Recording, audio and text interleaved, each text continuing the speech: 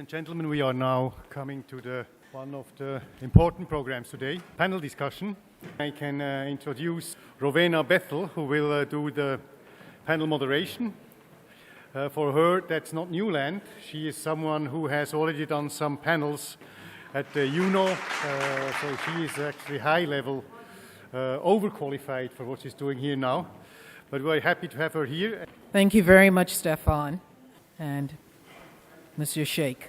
It's certainly my pleasure this afternoon to have an opportunity to hear from a very distinguished list of panelists on the opportunities and risks inherent in working or investing and doing business in Sub-Saharan Africa. I myself am professionally a public governance, regulatory, and compliance specialist, originally from Africa via the Bahamas. I like to put it in that context because that's where I would have originated from in any context, and specializing in financial services in particular, with experience in the public sector as well as multilateral institutions.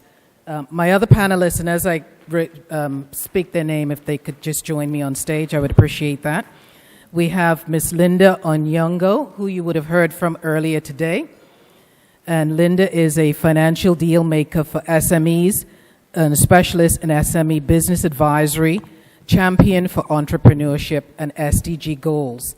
The next panelist is Mr. Ebele Okeke, who is a multi-sector investment professional with specialist knowledge of principal investing, private credit, commodities investment, banking, global markets, and structured finance. He has spent the latter part of his almost 2 decades career in finance, investing, and executing transactions in emerging and frontier markets. Stefan Hoffer, who is an international HR top executive providing a wide range of services around the globe and with particular emphasis in Sub-Saharan Africa. And finally, Mr. Sunil Agarwal, who is General Manager for Rest of Africa at Valvoline Holdings Middle East, BV. He's a seasoned, mature, hands-on, level-headed sales and marketing professional with over 25 years' experience in the realm of international business. He has a wealth of experience gained professionally in India, Africa, Asia, and the Middle East. Currently heading business in 34 countries of East, West, and Central Africa for Valvoline, a 150-year-old brand which is based out of Dubai. Thank you very much, panel. Back to my panelists.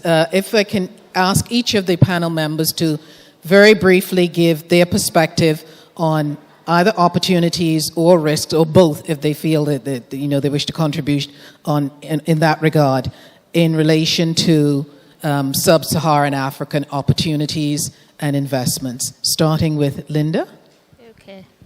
Interesting. I already spoke a lot about this. So opportunities, 3 key areas of opportunities, like I said. The consumer market side. Manufacturing is big. So on the agro-processing side, there's a lot more opportunities in agro-processing to take advantage of the cropland and the agricultural resources. Obviously mining as well, though you have to navigate the regulatory hurdles. So opportunities are immense. Equally, the risks and challenges are immense. Thank you. Stefan? From my point of view, which is obviously the point of view of human resources, we have there quite a situation which is special, because we have, as a matter of fact, a beautiful human resources there. We have a huge population, a very young population, but the problem is we don't have them on the education, on the training where they should be to start immediately with business. So we have a lot of very motivated and keen and eager blue-collar people. We have some top managers, mainly expatriates, and we have almost no middle management, which is extremely important for a business to have the middle management. But saying that, it can also be again a chance. It can be a chance in training your own people, and everybody knows that people you have trained, people who have grown in-house, are more loyal, and they have been trained, especially for your business, tailor-made, and with that you get high acceptance in the country with your business. From my side, I'm a little bit sector agnostic. I think that, just leading on from what Stefan said, I think the main thing is population. So if you look at whichever sector you look at, if you look at the growth of population coming up, and you look at the complexity of the demographics. So if you're looking at a whole, millions of young people coming up, you look at healthcare, education, manufacturing, telecoms. But if I was going to pick one sector, I would actually say logistics would be one sector that I think could be a very, very important sector to focus on. If you look at the infrastructure across Africa, the logistics chain has lagged behind over the last few decades. If you look at as people increase their incomes, they're going to start looking for products which need very strong logistic chains. So, for example, cold storage, cold logistics. At some point, people are going to want to have more ice cream. People want to have more fish, more meat, and so on. And that's an area which is massively lacking right now. That I would say any investor should really, really, really seriously look at. I would like to touch upon what Ebele has already talked about. When you look at Sub-Sahara Africa, the first thing which comes to your mind is the growing population. 1 billion plus population growing at the rate of 2.5% a year. That's a massive opportunity for any consumer good company. On one side, coming from a lubricant business, I see a lot of them owning cars over a period of time. I see them consuming a lot of consumer goods. On the other side, to fuel all this, I see a lot of companies getting into transportation, a very big marine business, a lot of power generation business, a lot of manufacturing business. All this is going to be consuming lubricants from Valvoline point of view. However, all the opportunities that we see in Sub-Sahara are very similar to what you see in any other emerging market. So what would be required would be how do we really capitalize on this opportunity and are able to convert this into a real gain for everybody involved into this. I think that should be the question that we should be asking now. Mm-hmm. Thank you very much. Very interesting and very topical. As each of the panelists spoke, my mind went to the recent World Bank Ease of Doing Business rankings. And Sub-Saharan African countries and the number of emerging countries were not at the top levels. And in terms of creating investment opportunities and generating or nurturing or attracting investment opportunities, ease of doing business is extremely important. Perhaps I can put the question to Sunil, the last speaker. How do you see improvements in the ease of doing business within Sub-Saharan Africa so that you have the fertile ground to foster and to nurture inward investment? If you look at Sub-Sahara Africa, there are already a couple of countries who are champions. We don't need to look too far behind, and we look at countries like Botswana, Rwanda, who are already so well managed. So they are the gold standard for everybody to follow. What we need at this point of a time in Sub-Sahara is not only the ease of operation. What we need is the cost of doing business also has to be more competitive. The economic framework has to be more stable for any company to be really making big investments there. How do you really react when you see, for example, you make an investment in a country and tomorrow there is no foreign exchange available for importing the raw material. Or tomorrow you realize the exchange rate has gone up by 40%. That is not a kind of scenario where any company is going to be a very, very comfortable making a large bet on any economy. So we got to, I think the examples are already there in Sub-Sahara. We just need to understand, how some of the countries have been able to do it and why some countries have not. Yes. And good point. I think the issue of governance clearly plays an important role in creating that kind of stability, not only for inward investment, which I referred to, but also for young potential entrepreneurs coming up within the African space. Stefan, I'd like to throw this question out to you.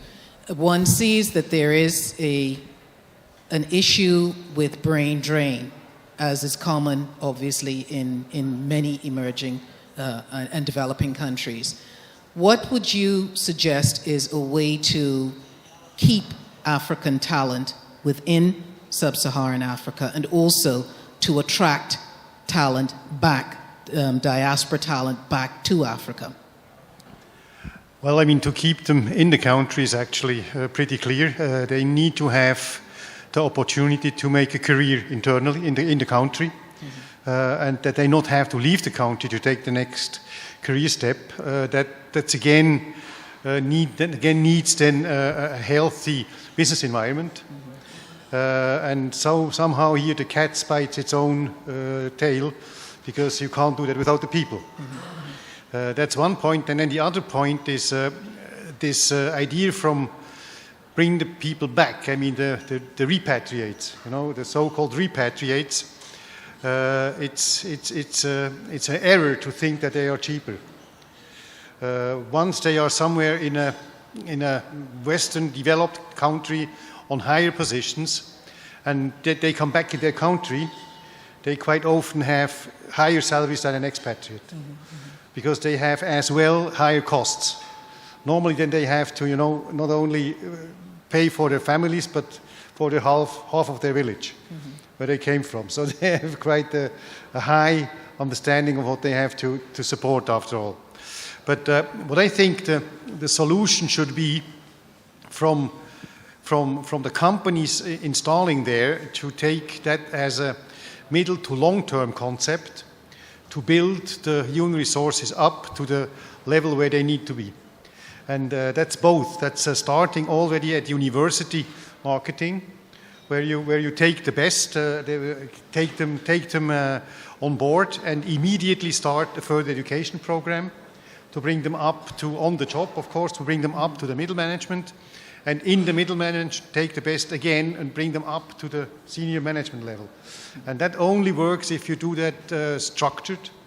When you have coaches, when you have then each senior manager takes one coachee, that you have always a transparent situation of management development. And then, of course, you still need expats, but the less the better. Okay. Thank you, Stefan. One of the observations that I have made is that in my own country, for example, there is a view, a perception that perhaps the overdependence on external talent is exaggerated when one has to look specifically at adaptation in local contexts. And whereas, yes, I think anybody can benefit from expertise that comes from elsewhere, the focus should, at least the preference ought not to be over local talent that may be able to add the very dimension that could make the difference. Billy, I wonder if you have any thoughts in that regard? Yes. I was actually repat back in 2008. I left I left Lehman Brothers to move back to Nigeria with Standard Chartered. So I understand the whole process of being a repat. One of the things I will say is local talent is super important in any business that is setting up in Africa. In our case, when we look at companies that we want to invest in, we focus on looking at companies who are developing or driving local talent, and also having a local knowledge and local talent on board is quite critical when you're doing due diligence. When you're trying to find out a bit more about the way things happen in a particular country. There are a lot of things that the expat may not get told or may not be in a circle that the local partner would be able to figure out. Now, on the advantage, yes, repats can be expensive, But one of the benefits of being a repat is you can camouflage. You know, one day you might be talking to your investor or international head office in Europe or over in the Middle East here. But the next day you might actually be able to blend in and then actually go into the factory and go to the farm and actually speak to the person who's going to give you all the detailed information. So you've got that sort of two-sided opportunity in order for you to sort of, to cross over very quickly, which having two separate people do it is often even more expensive and more difficult. Yes, thank you. And an extremely good point. I think it's about creating the right balance, but also ensuring that there is opportunity for growth within the local market and having the ability to truly understand the dynamics of the particular local market. Linda, I wondered if I could get your perspective as a woman as well on this issue of local talent and repatriation versus expats. Okay, so talent is everything. I think even for investors, as you invest into companies, for me, 90% of the decision is really the entrepreneur, the quality of the entrepreneur. So I often hear investors say, and many people say, okay, Africa has a gap in middle-level management. It's true, yes, but it's really in terms of technical education and etc. A lot more Africans are getting good quality education. We're out there trying to become better leaders, better managers. Perhaps it's really just refinement or capacity building or coaching, like Stefan has talked about. As a woman leader, it's even more sad that there are less women leaders still. In 2018, there are still less and less women leaders in various spaces. So it's really for people like us and people, and for all the women leaders here to really build up more women and tell them they can actually do it and take the lead. So we have the potential and the capacity and the skills. It's just really the nudge to see that they can actually do something. Yeah, excellent. Sure, certainly. Just coming back on what you said, we had 2 years ago, in the frame of this, as Martin has been talking about this cement factory project we had in Kenya, I had a mandate to find a CFO for this cement factory, which was a huge company. And believe it or not, in the short list of 5 people, I had 4 locals, 4 Kenyan people. And for them 4 Kenyan people, 2 were women. So they are there, they exist, they are there. You have to find them. That's not that easy because it's a different search methodics than it's in Europe, because many of them are not that much on most social media yet. And you have to have a data bank where you have to database, where you have to call people, and after 100 phone calls, you suddenly have a few very interesting people. And women as well, by the way. Thank you. We are sitting in the UAE, which I consider to be one of the leaders in terms of smart technology and IT. I am also aware through my own sort of education that East Africa in particular is definitely beginning to make itself known in the smart technology space. How do we see the adoption of technology, the acceleration of technology around the continent, and a phenomenon that I myself have witnessed? I'm a big fan of Pan-Africanism for many, many reasons. But what I have said to myself is I'm beginning to notice that the virtual space is creating a degree of Pan-Africanism that you don't necessarily see in the physical space. But I wondered whether any of the panel can speak to precisely the efforts that are being made in the public and private sectors in order to roll out and accelerate the embracing of technology across the continent, so that I think a lot of latent talent can really be unleashed on the world. Okay, maybe I can make the first comment. For technology to accelerate, at least in Africa, it must meet a real need. So it's really about what needs or what challenges do the local people have, or the normal guy. What challenges do they have, and what can technology do for them? In Kenya, that was a story. That was a story that now accelerated technology across Kenya. So when mobile money came, before mobile money came, we were basically sending money via buses. So my grandmother in the village, that is like 500 kilometers away, I used to put, for me to just send even $10 or $20, I used to put it in an envelope and then give a bus driver to deliver it. That's a real need. And so when M-Pesa came, which is our mobile, one of our main mobile money platforms, it revolutionized that. And so many other products have come on top to really complement mobile money. So everything that you're seeing in the Kenya economy driven by technology has really been around that. So now we can pay for goods and services using that. And so there's a lot more uptake of smartphones, e-commerce is coming on top, and many other products are now embedded on that platform. Just leading on from what Linda said, we're currently looking at a payments company in Kenya, which is on the M-Pesa platform.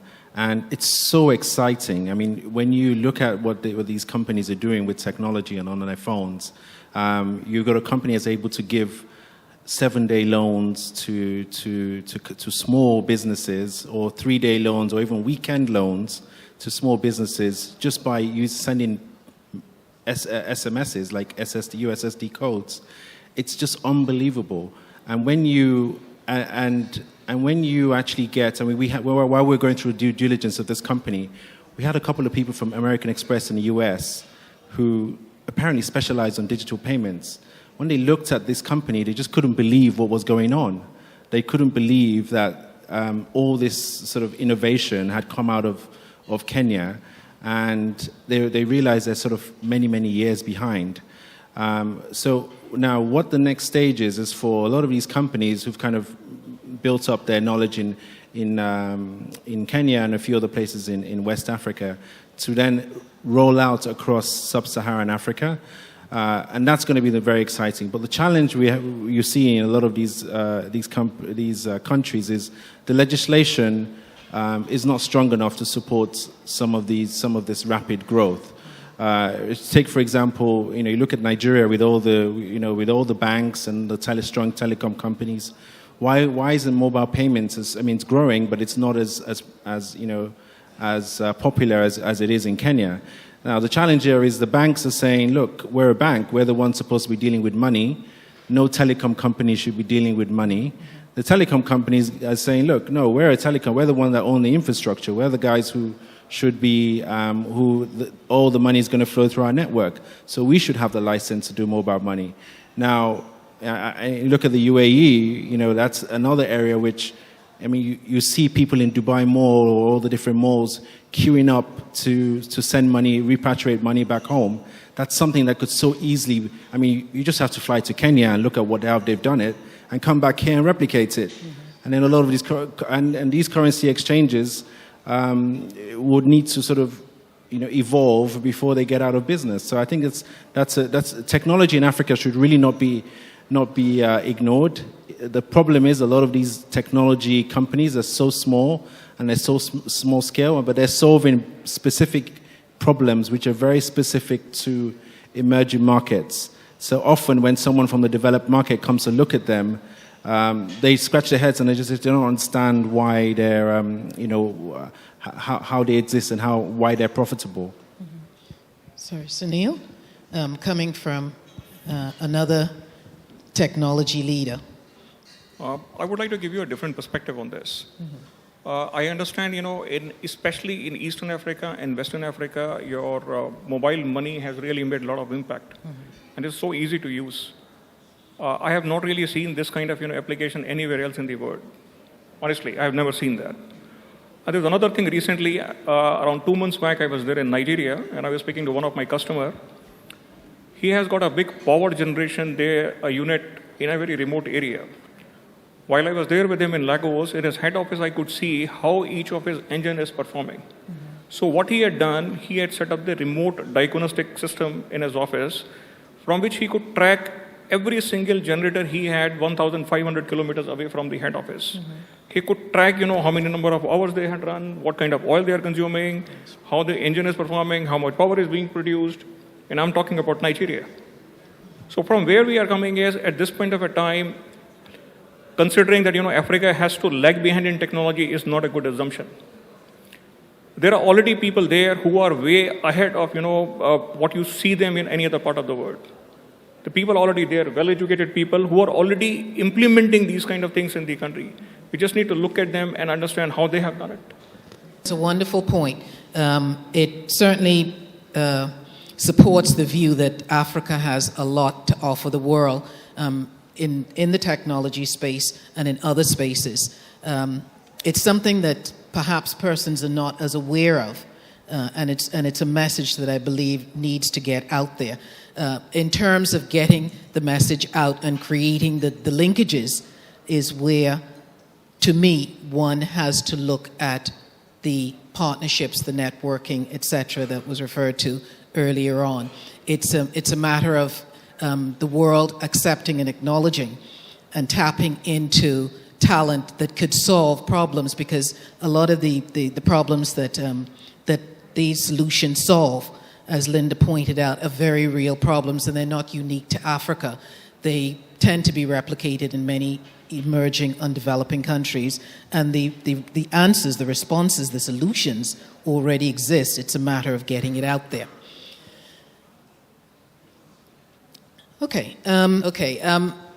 If there are any burning questions or comments from the audience, please feel free. We will have a roaming mic to put to any of the panelists. I can say that about 2 years ago, I visited Ghana in West Africa. And apart from the fact that it's an experience in which I literally found myself. Growing up, my grandmother, my older family members had traditions that I never quite understood because it was never explained to me. And I landed in Ghana and understood exactly where it came from.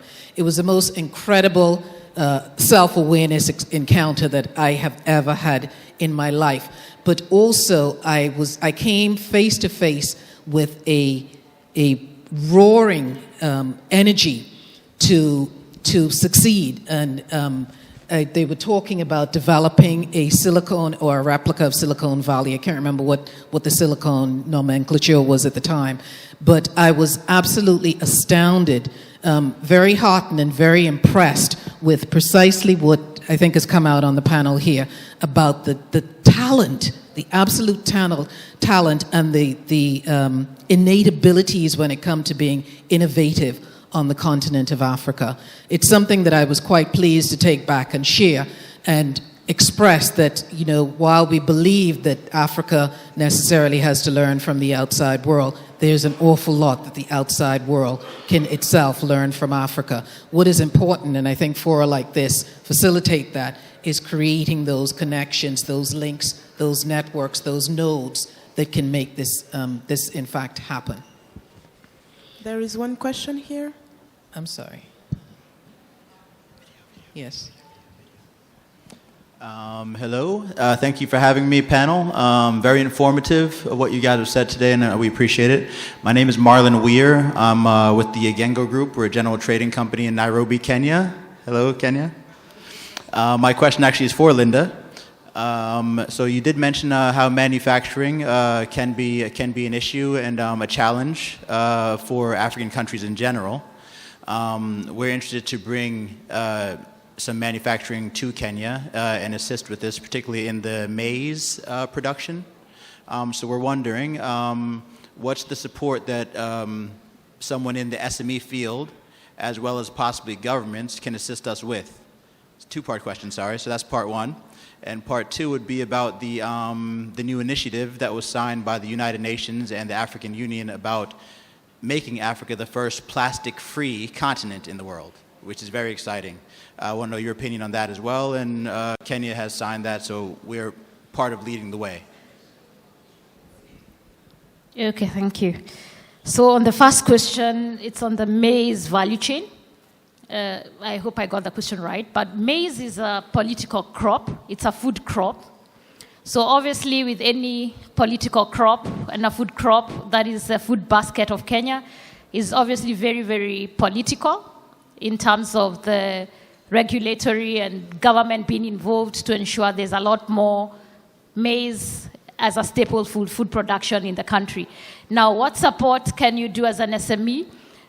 So in terms of maize millers and maize processing, it's pretty much because it's a very political crop, it's very much murky for you to go in as a new entrant, as an SME, as a small business, because then you're competing not only against the market forces, but also the nuances of the political environment. I think the kind of support you may need, obviously, then is on the capital raising side to really then upscale your operations. But of critical on the maize value chain, you first must navigate the political side. I don't know whether I've really helped you, but it's one of those value chains that you must really navigate the politics and the governance side before you actually can think of actually making money. I've advised a couple of maize processors, and it's pretty tricky to actually move to the next level in terms of profitability.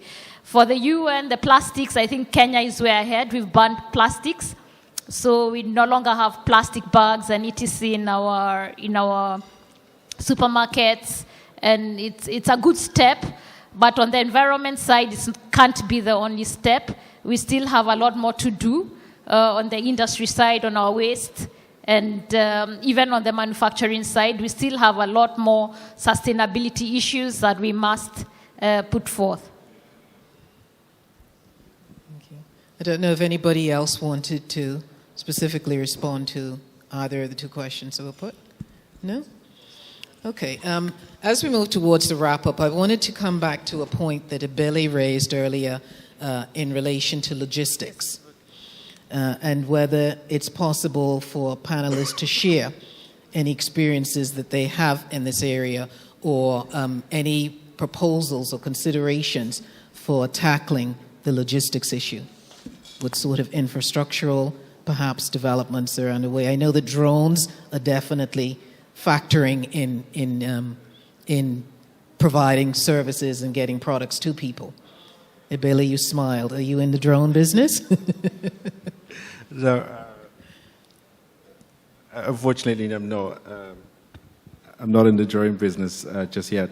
But I think Africa has a lot to learn from, especially Sub-Saharan Africa has a lot to learn from the UAE. Mm-hmm. There's one thing the UAE does very well, which is building infrastructure and thinking ahead. It's the whole build and they will come strategy. So if you look at even around you, Soba here, or you look at any of the Imar developments, one of the things you don't realize is that years before any of these things come in the market for sale, the government here has actually already started building pipeline, the drainage and all the physical infrastructure, and kind of planned it out ahead of that. So on the logistics side of things, I think that a build and they will come strategy, a careful one could do very well.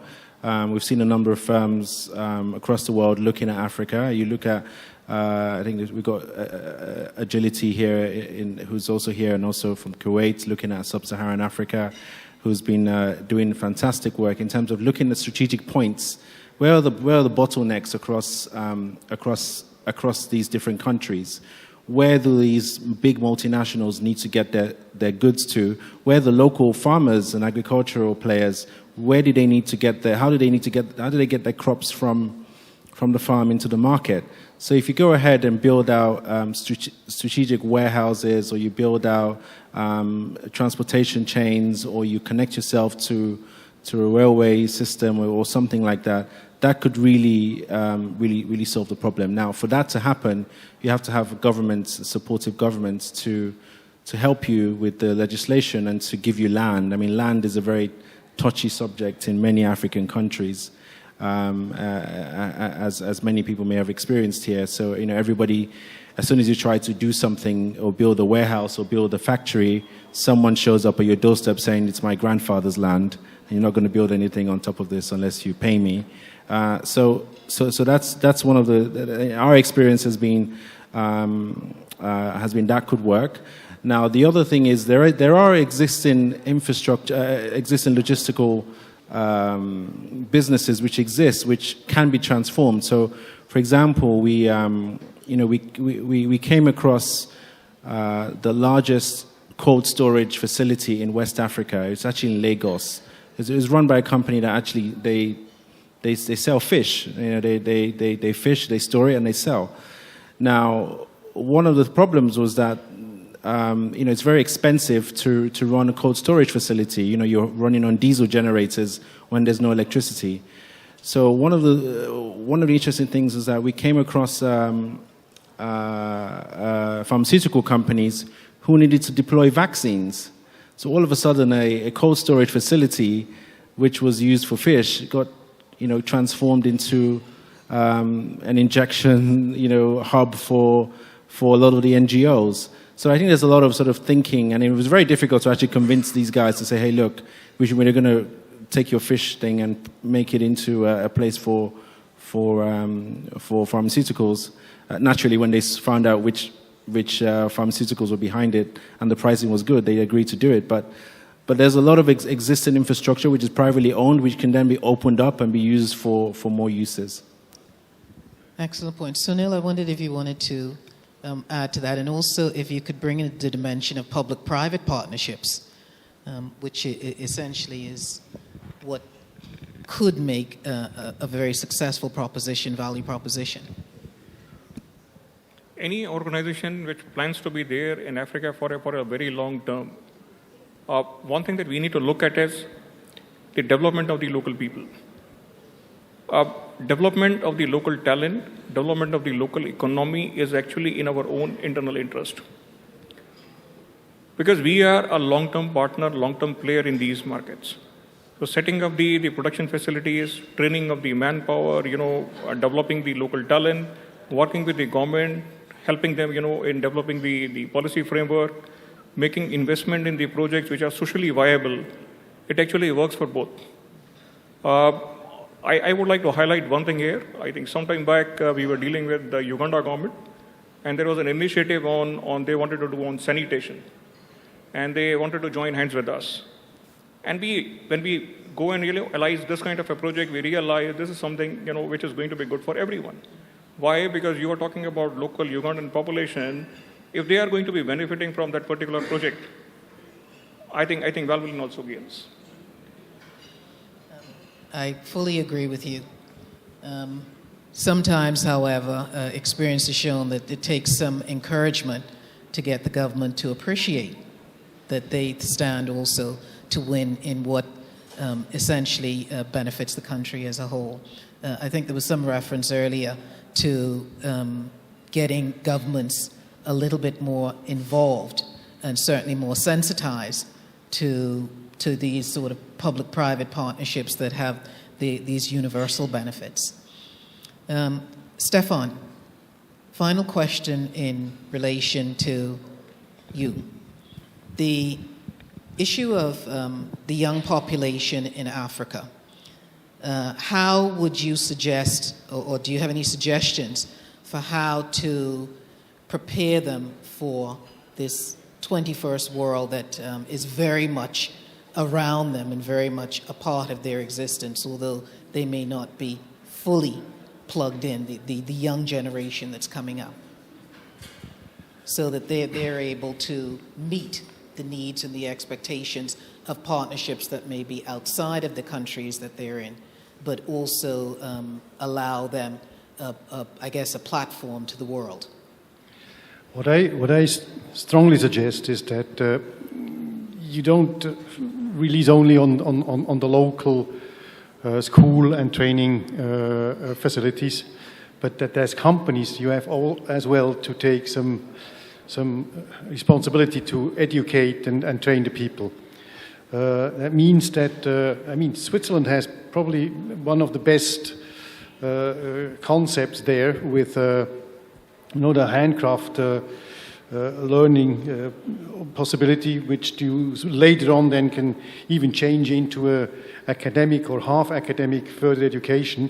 But those people they're valuable with 16 already, And I think it should be kind of a dual system as well, like it is in Switzerland, to bring up the young people, bring them into the market, into the work market.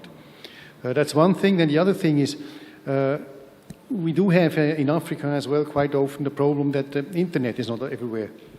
And if the internet is not everywhere, the people are less connected. There's not everybody has this social media platforms where they can connect and on LinkedIn find jobs, on Facebook talk about the jobs. So that has to be done face to face locally. And there are some nice tools for that, as I said before, like university marketing. I mean, you should be there with your company. You should be actually everywhere when a university is doing something. You should be there with your own desk and show them what you offer, and then take them and train them. That's the only thing you can do. I just have another thing now. By the way, that just came through my mind about the risks. I've just been thinking about our situation in Angola. 2 years ago, we had with Pierre mainly and his beautiful agriculture enterprises. We had a problem with the local currency and foreign people. Remember, Pierre, we had always the same, because the kwanza, which was a local currency, was not connected to nothing all in the world, So you could earn kwanza in Angola, but you couldn't take the kwanza out of Angola. And when we had expats, like from wherever, Zimbabwe or Brasilia or wherever, they had their families at home, and they would have to feed their families at home with hard currency. And hard currency was not available in Angola, so what could we do? Because it was forbidden to give them an additional salary with hard currency. That didn't accept that. So what we have done is we have given them an additional task to a parent company where they had to do kind of a more or less fake advisory or consultancy task. And on the basis of that task, we could pay them in a hard currency. So, it's like it has to be very creative because otherwise you don't get the expats. Yeah, I think that kind of brings us... Sorry. Can I just add to that? So at least one of the biggest questions people talk about all the time is currency risk, and at least 3 people this morning spoke to me about it. I think during the lunch break. Everyone complains, and African businesses, particularly multinationals or expatriates, are always very obsessed with the currency fluctuations in Africa. People complain that Africa is opaque. But actually, in our experience, Africa is not as opaque as you think it is. I've been hedging African currencies and commodities for 10 years. Now, I would not want to be in a situation right now where I'm trading euro, dollar, or sterling right now with everything going on with Brexit, everything with Donald Trump tweeting every 5 minutes and so on. Most African currencies are actually quite predictable. So if you are a business in Angola or you're a business in Nigeria and you're not tracking the oil price, you're making a very, very big mistake, because the oil price is public. You can see the oil price trading every day. The number of barrels that Nigeria and Angola produce on a daily basis are published all over the place because of OPEC. The number of, every time there's a pipeline blast in the south of the Delta or wherever, it comes on the news. So if you actually want to understand how much money Nigeria makes on a daily basis, you can actually do it. You calculate the number of barrels, you know the number of barrels, you multiply it by the oil price, you discount it for a little bit of theft or corruption or whatever you want to do. You can look at the Central Bank of Nigeria and see how much currency, how much reserves they have, and you basically plot a chart. And at some point, you're going to know when the currency is going to give. So if you're sitting there and you have a pharmaceutical company or you have any other kind of business that's not relating to energy or oil, but it's an oil-focused economy, you have to do something about it, and there are lots of different ways to do it. So when I was sitting in a bank, because I can't hedge Nigerian Naira, Angolan Kwanza for 5 years, the easiest thing for me to do is to go and hedge using oil. So there are lots of different, and there are creative ways for individuals' issues to solve particular issues regarding hiring experts and so on. But if you're a business and you're looking at Africa, it's not as opaque. You can replicate that with Zambia. Look at copper. Look at South Africa. These are all commodity-driven economies, which China, and that's how China sees these commodity-driven economies, and they're trade-driven as well. If you want to know whether Kenya is slowing down, you go to the port in Mombasa and go and look at the ships queuing up. You do the same thing in Lagos and Apapa ports, and you see the same thing going on. So, but I would much rather be trading African currencies than trading European or US currencies, frankly, because I talk to people on the ground, they give me information. You talk to a business in the UK, they're not going to tell you what Theresa May is going to do tomorrow. It's impossible. We've just had a Nigerian election. There's a cycle. You know that the incumbent just won. For an incumbent to win, they have to spend a lot of money. If they spent a lot of money, the reserves are going to have gone down. So you do the math, and you know where the currency is in a challenging situation. So now when you talk to a lot of these businesses, like we talk to a lot of these businesses about, especially businesses who are looking at, who have a raw material they import or they export, they should be looking at they should be focusing more on the volatility of their aluminium, of their copper, of their juice concentrate, as opposed to actually looking at the currency, because the currency typically stays stable until there's a big shock in the system. So if you prepare for the shock, you're going to be okay. Happy to take questions on this anytime. Excellent. And in fact, a perfect example of the indigenous understanding of how the markets can either be exploited, manipulated, and how they work. And I think this is the resounding message that at least I would like to see come forward, the fact that there are solutions to what outsiders may consider to be big issues, but they are looking at it through lens that really they're familiar with. But there are persons who are able to quite, clearly and lucidly explain that there are options for addressing these particular concerns. Now, as we wrap up, I don't know if anybody wished particularly, right, okay, we do have a question to take further the point that was raised by Abele. Thank you very much. My name is Nadeem, and I'm representing Samtech Middle East here in Dubai. So my question, I don't know it's relevant to you guys or not, but the thing is we are expanding ourselves into the African region, and we are trying to do that to break the market. So one of the question is, if I go to the African region through the trusted partner over there, what is the tendency to return on money, the security, law and order situation over there?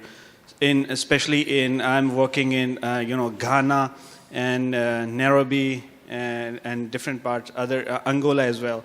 So I don't know exactly the situation, law and order situation, and how I can get, if I invest some technology over there and through the partner, so how can I get my money back from there? So this is one of the concern actually I'm showing. I think your question is a little bit difficult to answer for a number of reasons. One, you're talking about multiple countries, so we'll have to go through country by country, which I don't think we have time for in this session. But what I would say is, you probably need to do a lot of desktop research first, a lot of due diligence. There are a number of these people like Control Risks and so on that can give you some good insight and metrics on each of these countries. But when you're actually looking at, I would say every country is different. Even within the country, regions within each country are very different. I would just say spend a lot of time looking at doing due diligence, on-the-ground due diligence on who your local partner is. And when I say on the ground, I don't mean just calling a few people. I mean physically go there or get a reputable company, to whether they send people on a motorbike to go and check out their business and find out whether these people are actually genuine or not. I would say that's the first thing you should do. Now, whether or not you get your money back, that's really your business skill. You might be, it doesn't matter how great a country is, but if you're not so good at doing business, you're going to lose your money. So, Thank you very so one of the reasons is why I'm asking this, if I can get this information about, let's suppose, Ghana through the partner. So if I'm trusting someone, so is there the usual thing to return the money on time or something like secure? So I'm talking about because I'm going with the technology over there, not with the money. So obviously to produce that technology, I have invested a lot. So now I am going through the partner. So if I'm going through the partner in Ghana, so is this usual to return my money on time in Ghana or not? This was my question. I think if I look at your question, you need to assess on two different levels. One is the country risk, second is the customer risk. Kenya and Ghana, both of them are very sound countries. So from the country risk perspective, I think you don't have much to worry about. What you need to worry about would be on the customer risk. And that would depend on what kind of, a negotiation you have done in terms of your payment. For example, if the payment, for example, is through an LC, through a, international bank, which has already been vetted by them, I think there is very little risk. Tomorrow, for example, you have let it open-ended where it is going to be payment against your document or, it's going to be clean credit, then you might have a challenge. I hope I have been able to answer that. Hello. Please, can I add up to what you said? In the case of Ghana, I would advise that as a business person, please pass through the consulates or the embassies. Then we would link you up with the Ghana Investment Promotion Council. And the person that you are dealing with should not be a hidden business person. Definitely, he or she will be a member of any of the associations in Ghana, the business associations, like the Association of Ghana Industries and so forth and so on. Therefore, you'll be guided to the right path, the right partner, in order that you can do genuine registration and then genuine business so that your money is not locked up anywhere. Thank you. Thank you very much. I think we're coming towards we have one more question. All right, thank you very much. It's a beautiful discussion. My name is Obin Naikocha. My comments are these. A lot of the discussions we have in forums like this, especially when it has to do with Africa, just like the last speaker has said, a lot within Africa still has to go through the government.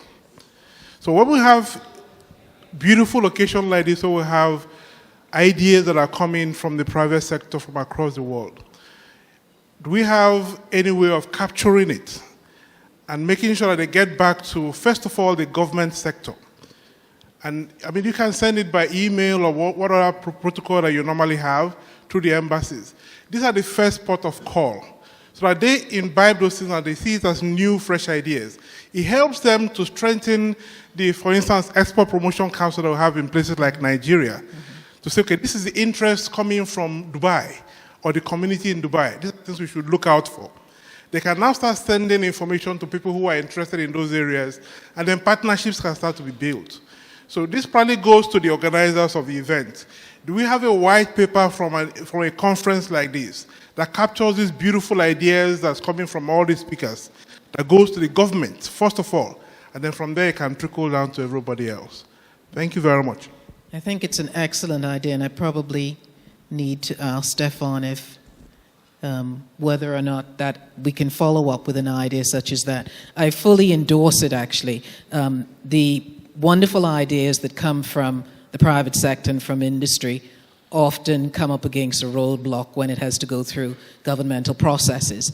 And I think it's important for governments to appreciate the interest that is out there and the possible challenges their systems and their processes present for making those opportunities a full reality. I know Mr. CEO Sheikh was here and perhaps has absorbed that recommendation and could develop a sort of response to follow through with it. Stefan? The suggestion was to capture some of the suggestions, the recommendations, the discussions, so that governments are aware of the role they play in facilitating and growing business in African countries, in Sub-Saharan, because it's at the governmental level. And it's not only in Africa, I hasten to add.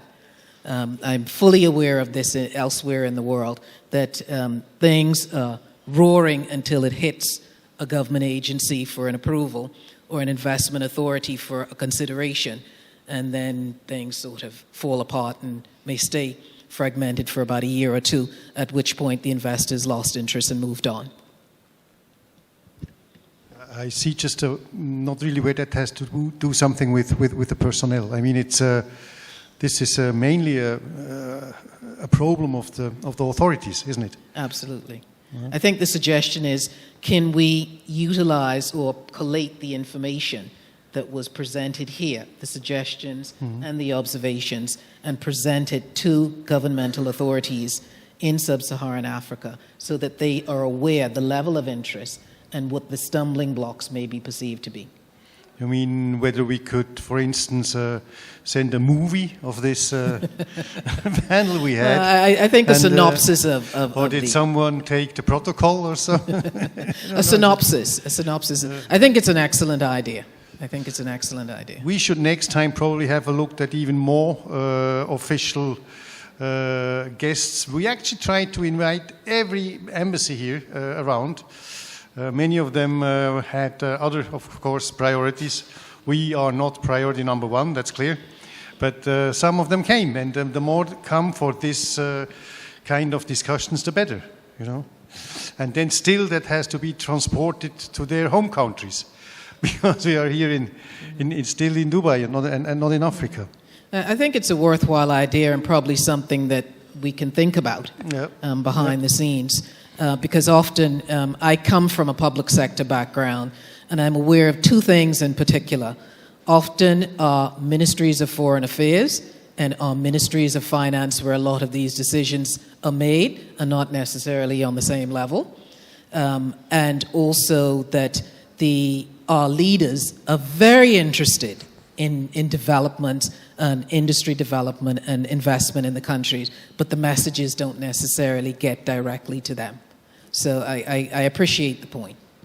Okay, as we wrap up in half a minute, if I could ask each panelist to just leave us with some parting thoughts.